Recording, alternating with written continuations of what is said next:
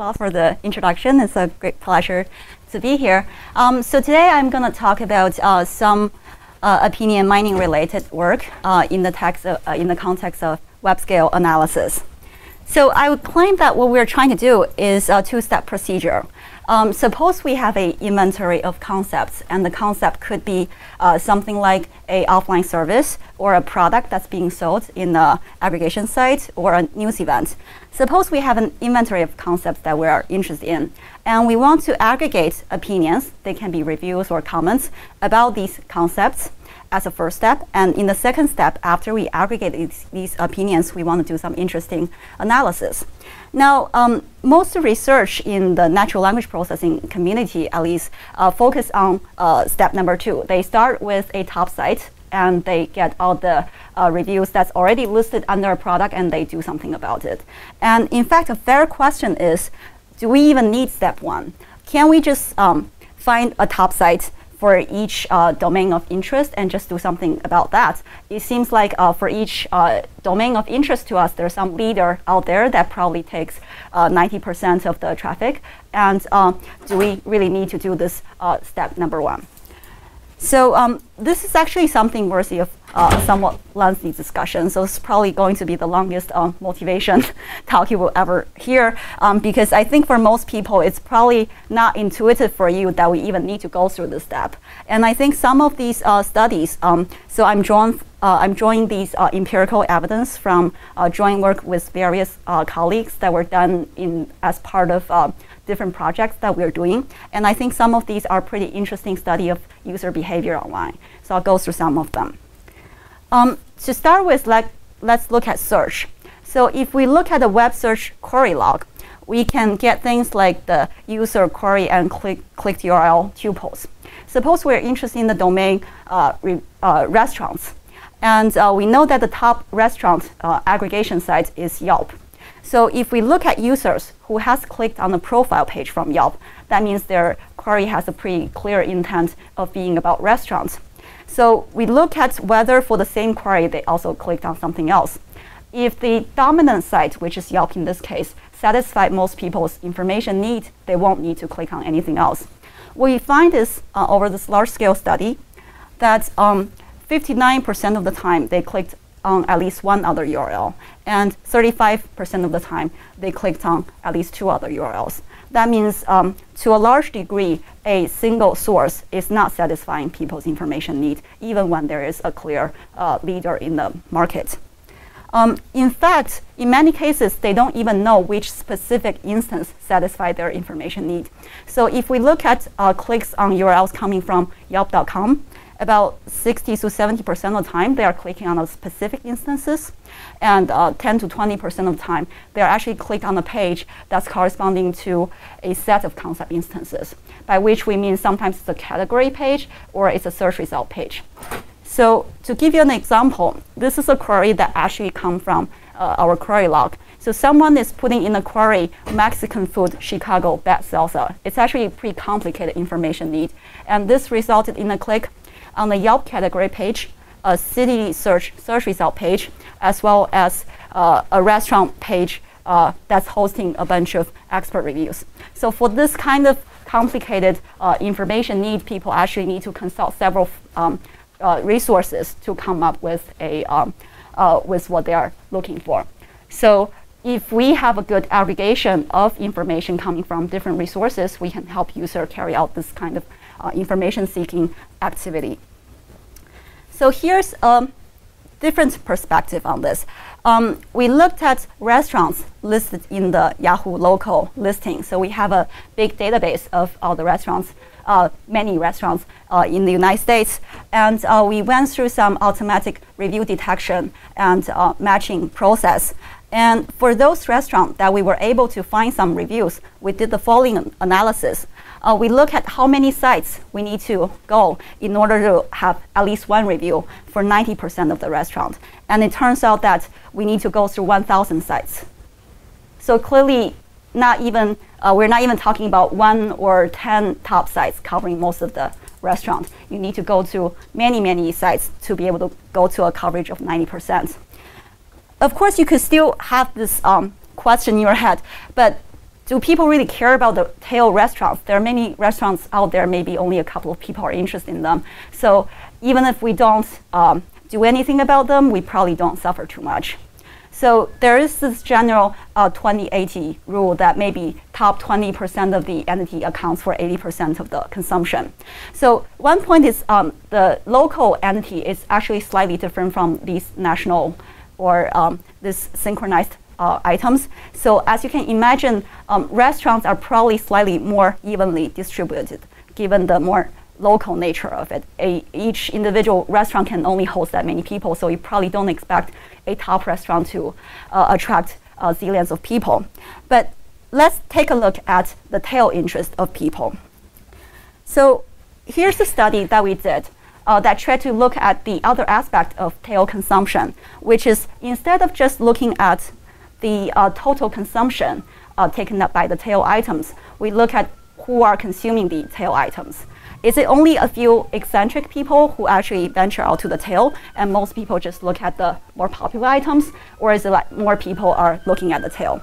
So even if these people are accounting for a certain amount of consumption, it still matters whether we are missing out something for only a few people or for many people.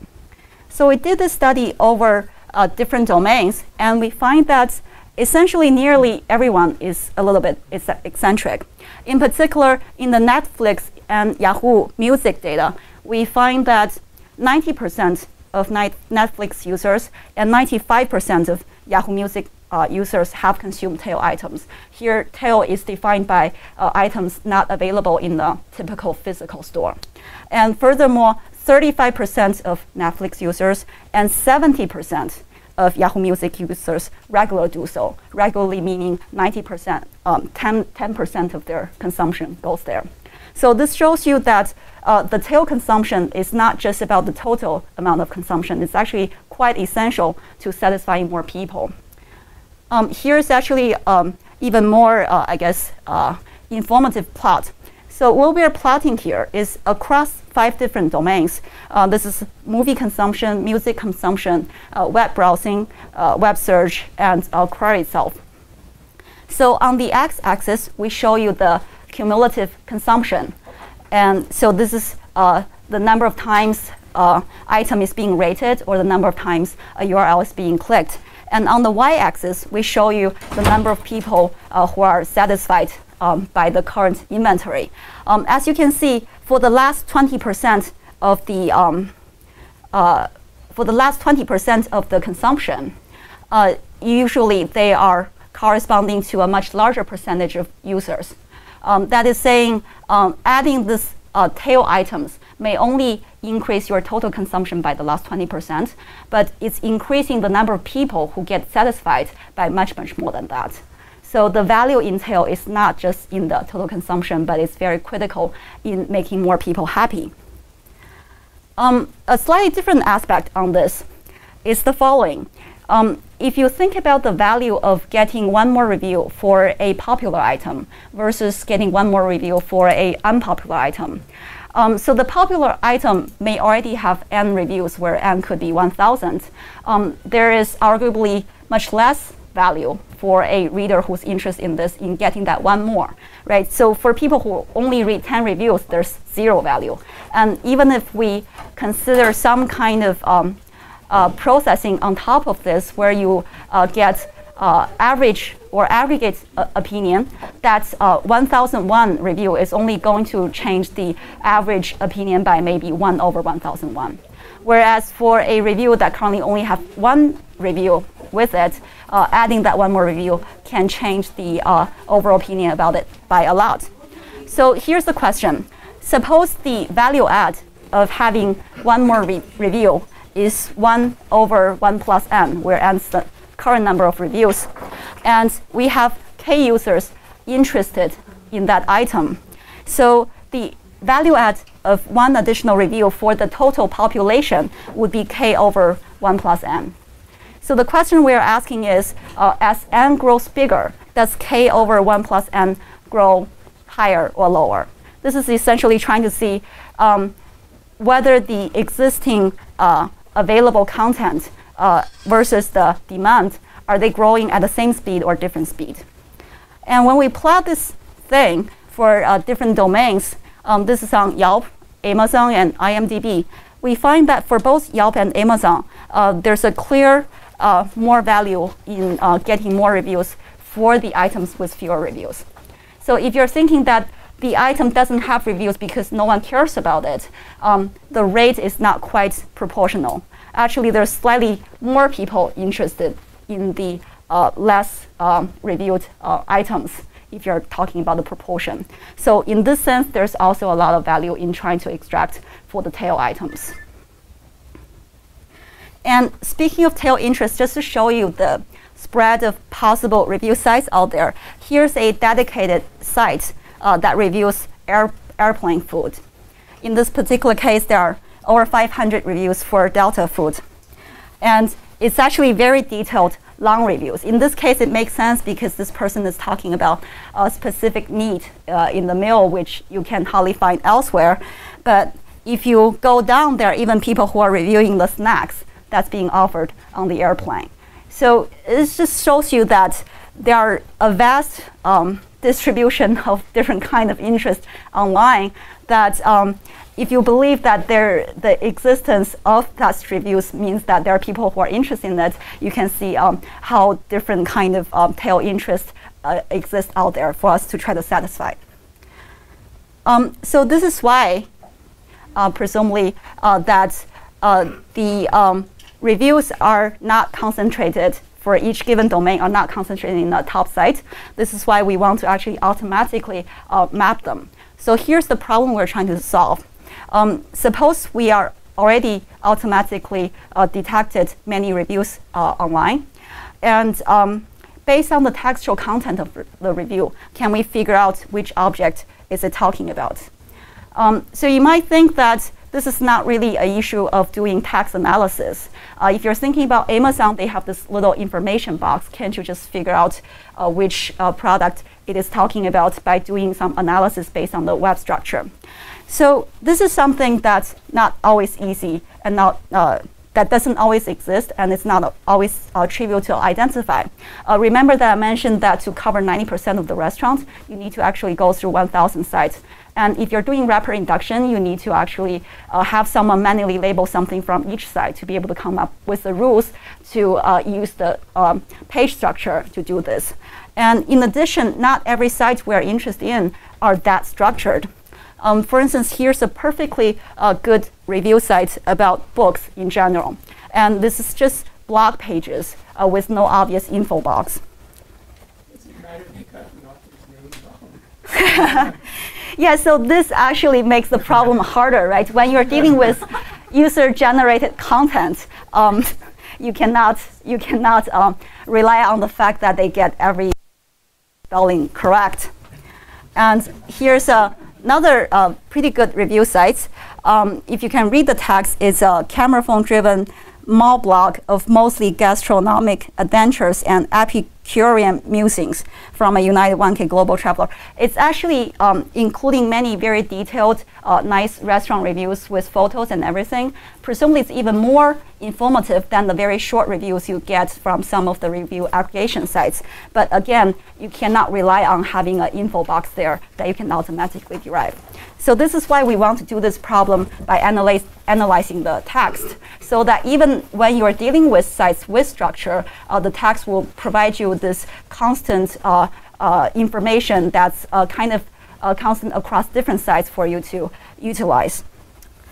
So if you do it the traditional way, you need to do the following. First, you need to analyze the text. You do entity extraction. And you get the entity mentions of restaurants. And then you need to do co-reference resolution across different documents, which is also called entity deduplication in the database literature. So both steps are actually pretty difficult in itself, and combined is even more difficult. But we argue that in the web setting, in many cases, it doesn't have to be this difficult. Because in many cases, we actually have already databases of the object that we are interested in. So for instance, in the case of Yahoo Locals, we already have a pretty good listing of all the restaurants. It's a separate problem when you try to enhance that database. But suppose you already have the database, and we just want to get more information to enhance the current database information. Then the problem becomes that given the textual content of the review, can we just match it to one of the objects in our listing? Okay, so in some domains, this would just amount to a dictionary lookup if there's not much ambiguity among different entities. So let's see if it's just a simple dictionary lookup in our case. Here's an example restaurant review. Casablanca, I've always disliked you at the tail end of my drinking. And after entering fully sober, I have continual ammo for disliking you further, blah, blah, blah. So if we just do a dictionary lookup, and remember, we cannot rely on a complete entire mention exactly the same way as it's written in your database, because this is user-generated data. So you look for partial mentions. And if we look for partial mentions, these are the keywords that are matching some restaurants. So just to show you that we're not making this up, these are all actual restaurant entries in Yahoo local database. So there are restaurants whose name is Casablanca, which happens to be the correct entity. And there are also restaurants whose name is Amo. So it actually is a complete exact mention of the restaurant name. And there are also other restaurant names like Why Cook or Absolutely Force, right? So this makes the problem much, much harder than just dictionary lookup. But then, of course, no one will just do dictionary lookup. Why don't you just do some smart weighting, right? There's some slightly tricky issue if you treat this as a standard IR problem, because we are trying to rank the candidate objects for the review. So you could think of the review as the query and the object descriptions as the documents. So the tricky thing here is that it would be incorrect to compute the IDF over the objects. One example is there are 3 restaurants whose name is Food. So if you're computing IDF over all the restaurant names, the IDF for the word food is actually pretty high. But most reviews actually mention the word food. So that means most reviews would be matched to this entity whose name is Food. So that would be the incorrect thing to do. Alternatively, you can treat the review as documents and the objects as queries. In this case, you're finding the best query for a given document, which is a slightly tricky issue because here is a non-standard setting. In particular, the normalization is non-trivial because usually for each query, you are getting rid of some constant for the different documents. In any way, we will be comparing against a TF-IDF formulation. But here's what we are trying to do. So let's start with a simpler version of the model. Suppose we have a generative model for the reviews. In the simpler case, for a object E, which is described by its textual description, for instance, we just concatenate the name, in this case called G Restaurant, and the location, Cupertino. So this will be the representation for the entity. And we will generate a review R about this entity by the following mixture model. So we will draw some words from the textual description with probability alpha. And then with probability 1 minus alpha, we'll be drawing some words from a generic review language independent of this entity. The probability of the review being generated from the entity will just be the drawing probability of all the words being generated from this entity. So for the probability of the generic review language, this seems somewhat easy to estimate. We can approximate this by just estimating this as the term frequency over that review corpus that we have. The slightly trickier thing is the probability of drawing words from the textual description.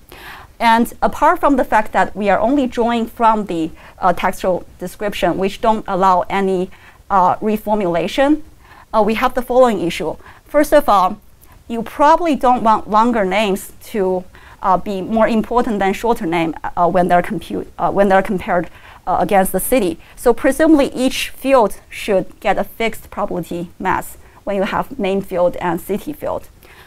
There's a tricky issue of how much probability mass should be given to each field, but let's say we just come up with some heuristics and say name is slightly more important than city, and we assign some fixed probability to it. But next up, within each field, how do you pick words from the name field, for instance? You can take a uniform distribution. So each word is just 1 over the length of the name. But this is kind of counterintuitive, because if we're talking about a restaurant whose name is Gochi Restaurant, presumably in the user review, you're more likely to see the word Gochi when they're referring to the restaurant. This is the more important word. So the intuition here could be the more frequent words are less likely to be picked. Right? In this particular domain, this seems to make sense. We'll come back to this point later to see whether this actually is the right intuition across different domains. So here's the simple model that we can use for the matching. But as I was just mentioning, a review sometimes not only contains partial mention, which is what what the previous model is trying to capture, but they can also contain substitute information. So the restaurant I just mentioned, the Gochi restaurant, the description in the database says it's in Cupertino. In reality, when people are talking about it in a review, they might not mention the word Cupertino. But for those of you who know the geographic location, you know that Cupertino is a city in the South Bay, and it's near San Francisco. And in this case, San Francisco is not even spelled out. So for us human readers, we know both South Bay and San Fran should be treated as evidence towards the restaurant being in Cupertino. But if we're only drawing words strictly from the textual description, we won't be able to capture this. So we want to enhance the model in the 2 following ways. One is, can we have more principled estimation of the picking probability instead of assigning some heuristics? And the other thing is, can we allow translations so that if the restaurant is located in Cupertino, we have a possibility of seeing other words in the review. So this is the intuition behind this more refined model. So here's the following. Following is the new generative story, where we are generating a review from a structured object description. So suppose we have the following object, where the name is Gochi Japanese Fusion Tapas Restaurant. This is a real restaurant. It's in city of Cupertino, and the cuisine type is marked as Japanese and tapas.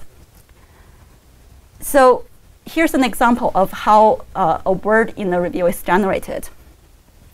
In this translation model, we first, with probability alpha k, we will pick an attribute that we decide to describe.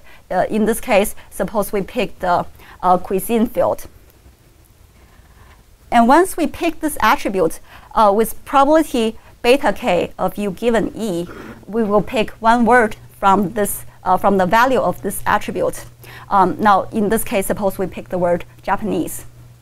And finally, with probability tk of w given u, we will generate a word out of this attribute description. So in other words, we translate the word u into w. In this case, we generate unagi, which is a typical Japanese dish out of the word Japanese.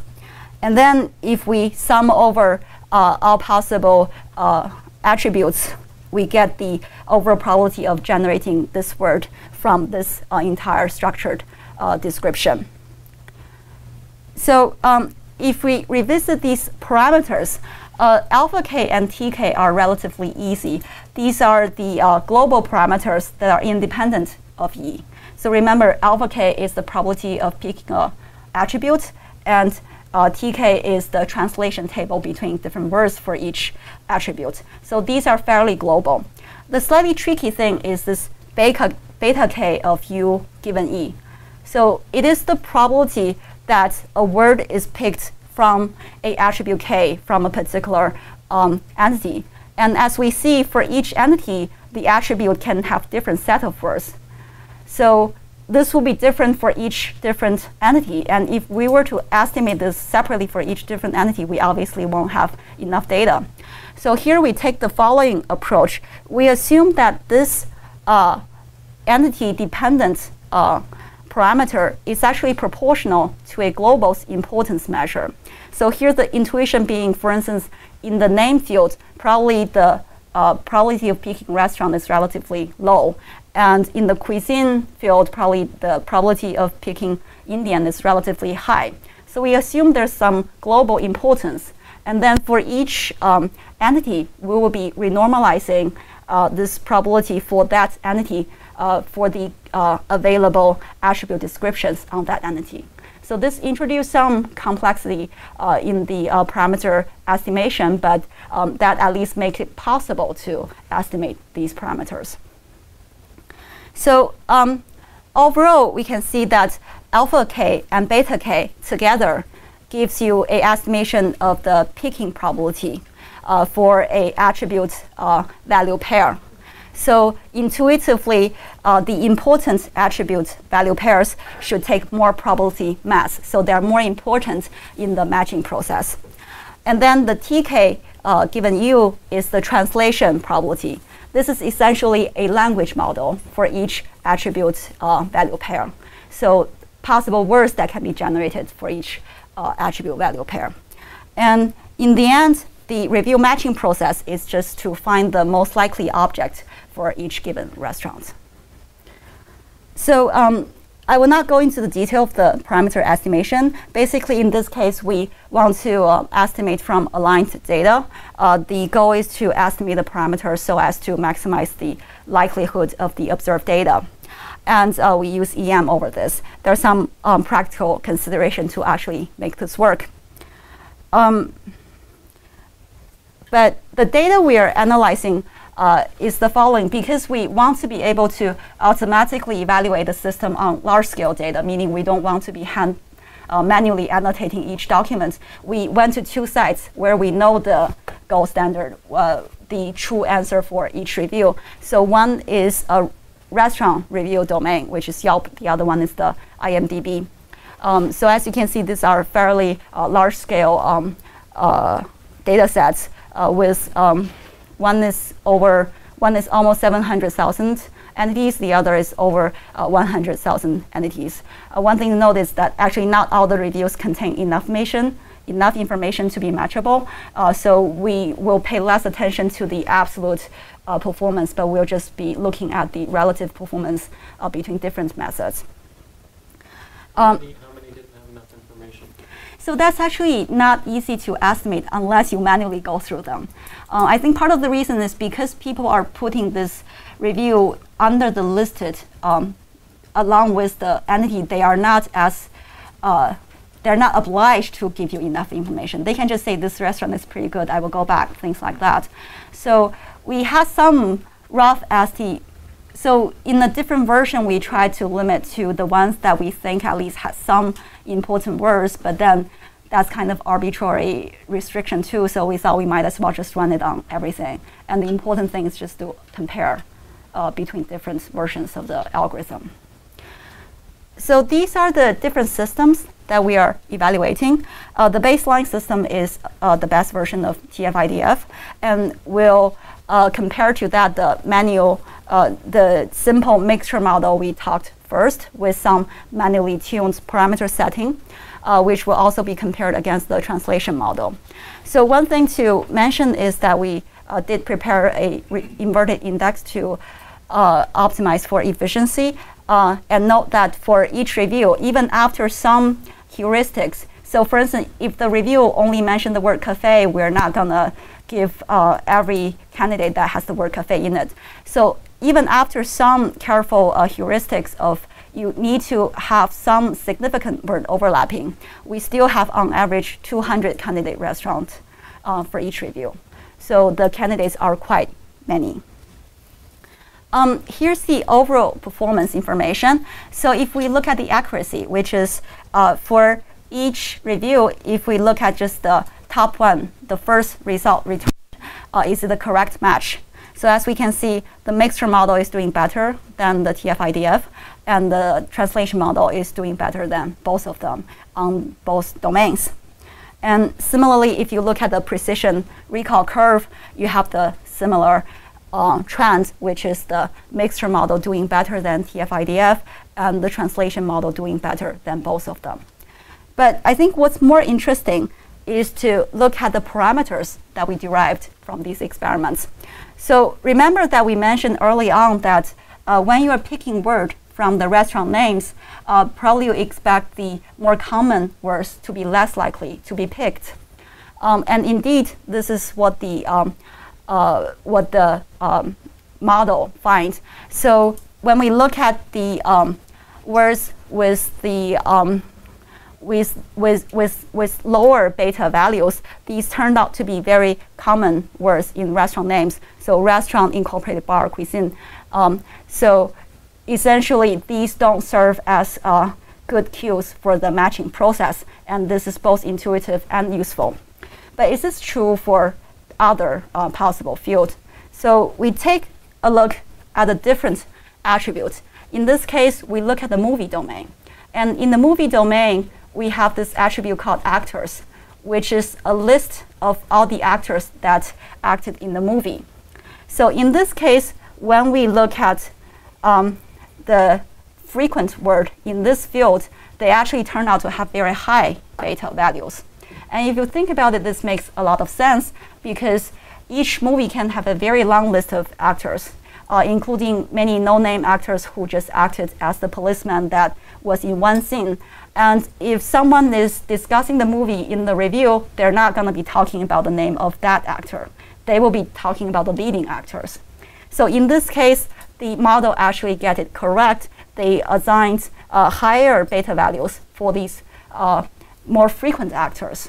So we see that there's this opposite behavior for the beta value in different domains. So instead of relying on intuition that you might get for one particular domain, it's much better to have the model figure it out on its own. So we had this domain-independent method, but it was able to capture domain-dependent behavior. And furthermore, if we look at a different, yet another attribute, this is the cuisine attribute in the restaurant. And here, if you look at who has the highest beta value, it turns out to be the mid-sized cuisines. So I remember the highest beta value is for the cuisine type Indian. It's less frequent than the cuisine type American or restaurant in general. This makes a lot of sense because it's more distinctive cuisine. But it also has a higher value than very rare cuisines, which probably don't have enough data to estimate them correctly. So here we actually get this interesting mid-sized cuisines getting the higher picking probability, so that they are more important for the matching process.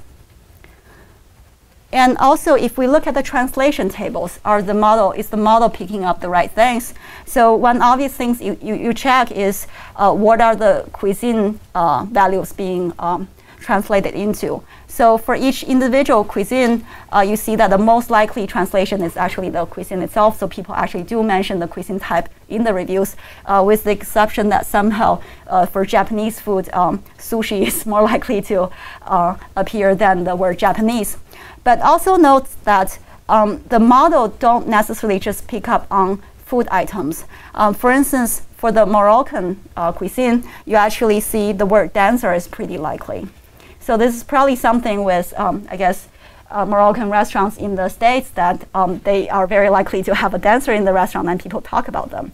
So this makes a lot of sense for the matching process. If you see a restaurant review talking about dancer, it increases the probability that the restaurant being talked about is a Moroccan restaurant. So the other field which we allow translation is location, because in many cases people don't necessarily mention the location listed in the database.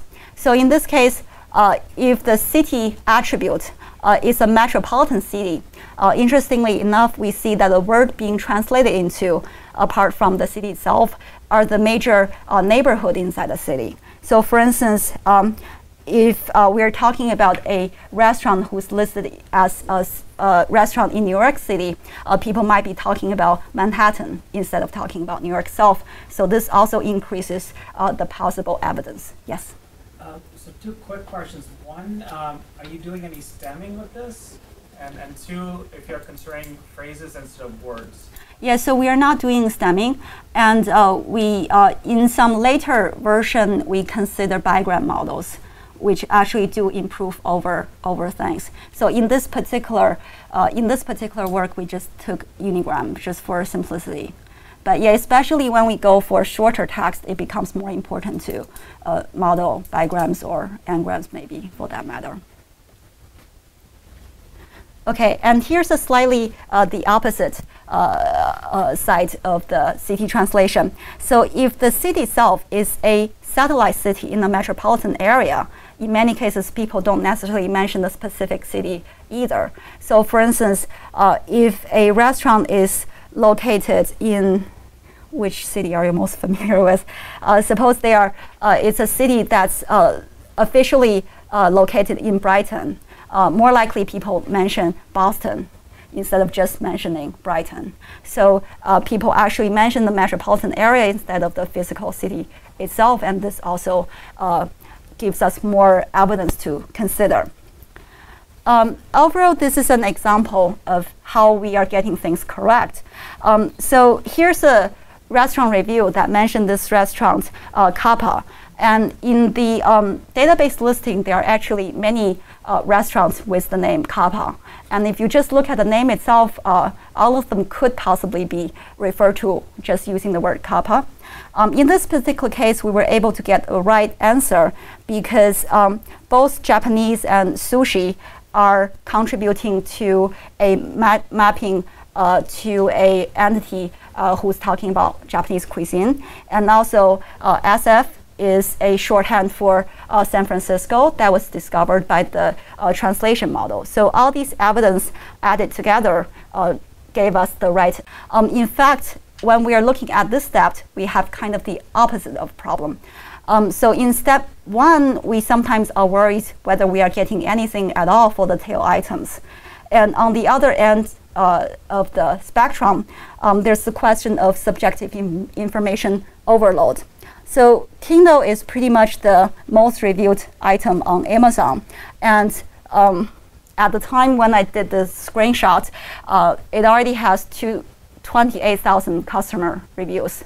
So even for someone who's enthusiastic about Kindle, it's kind of cognitively impossible to read through 28,000 customer reviews.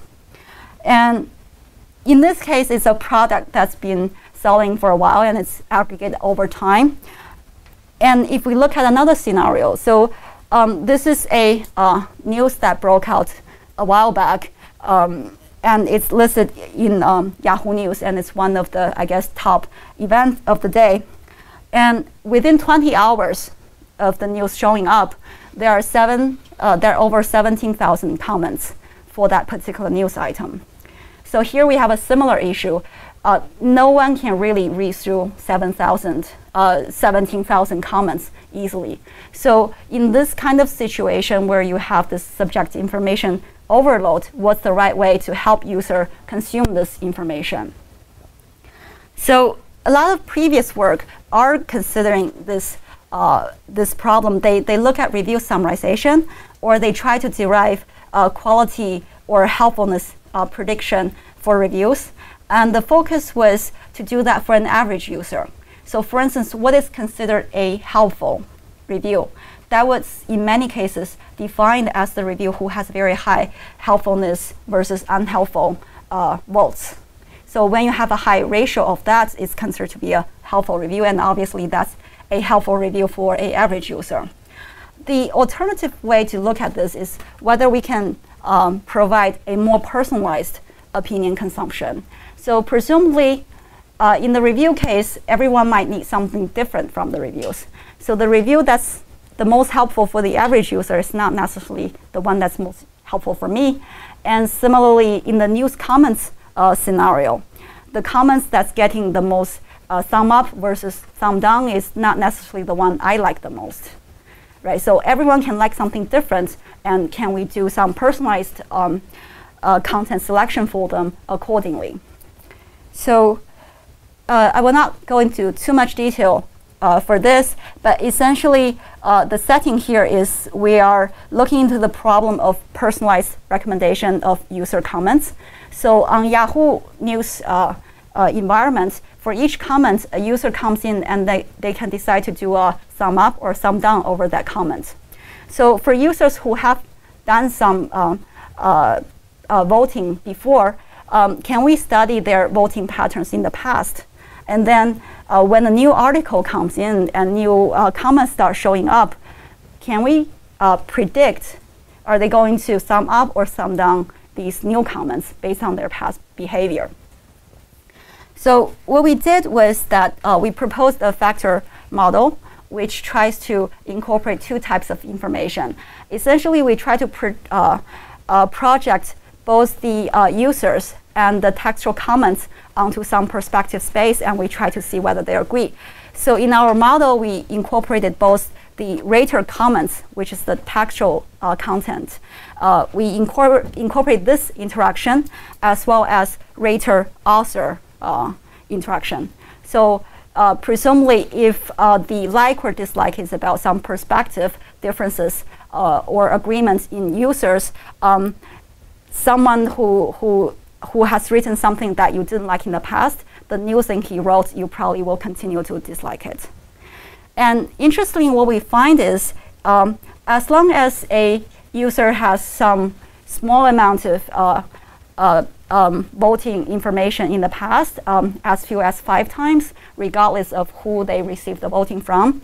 In that setting, using the authorship information alone actually provides you stronger signal than using the textual information alone. So there's some consistency in terms of how people like each other. But interestingly, even for heavy users, even for users you have observed a lot of activities in the past, adding the textual information still provides additional improvements. So if we kind of extrapolate a little bit, that might mean that people are actually kind of reasonable creatures who actually read the content of the other person, which is why the author identity information alone don't give you as much signal. So that's kind of encouraging. But in conclusion, what we're talking about here is that when we are trying to organize the opinionated information online, it's quite important to realize that all these informations are not isolated documents about isolated topics. It really helps us if we realize that all these opinions are interconnected opinions, and they are about related objects. They are authored and consumed by interacting users. So realizing all these interlacing relationships among both objects and the users help us in both the tasks that we have talked about. In the matching task, essentially we have benefited from knowing the connections among the objects. Essentially, it's because we are putting objects onto these structured information and that they share the certain attributes. That's why we are able to learn. So essentially, the structured information gave us domain knowledge that we can incorporate into the model. And in the consumption task, we also benefit from knowing the users as a contextual information for the textual content, and also by knowing how users interacted with each other, we can help them consume the content much better. So this is what I have, and I'd be happy to take questions.